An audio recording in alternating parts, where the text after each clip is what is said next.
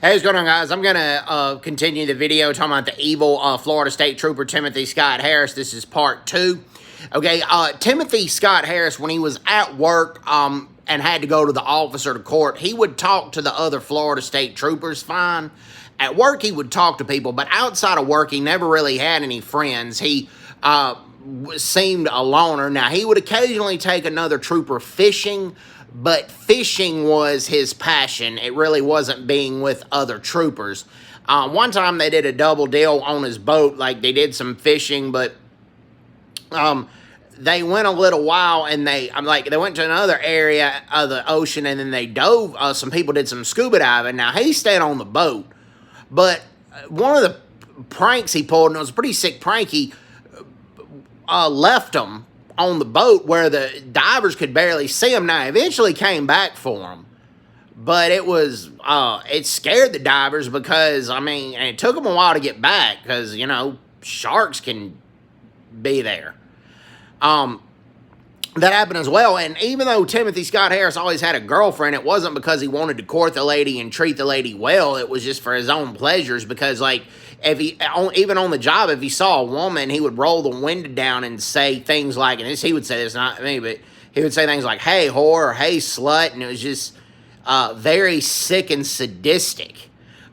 He's gonna try, it looks like in 2012 he applied for parole, but it doesn't look like he's going to get it. I mean, he pled guilty to the murder to avoid the death penalty, and he got sentenced to life in prison.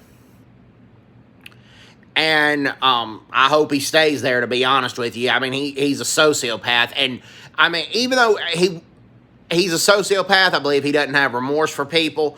He worked hard as a kid, but he had no choice. He grew up in affluence to parents George and Virginia Harris, and both of them were professionals and successful and high-strung type A people. That's probably why George and Virginia Harris eventually divorced, and it kind of left a scar on Tim. But Tim bust tables at Disney World for a little while.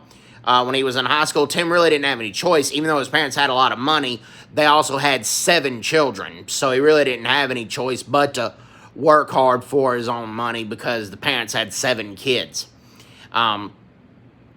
So whereas Lorraine Hendricks was in Fred and Pat Wessendorf, not Lorraine Hendricks, excuse me, Sandy Wessendorf, Fred and Pat Wessendorf, they had, I believe, 4 kids. The brother Martin Wessendorf moved back to New York. That's where Sandy was born, but she moved to Florida at a very, very young age, and the brother moved back to New York, but all the rest of the family stayed in Florida, and they were a close, tight-knit family. So just sad that her and her kids had to experience the evil and the rage and the wrath of Timothy Scott Harris.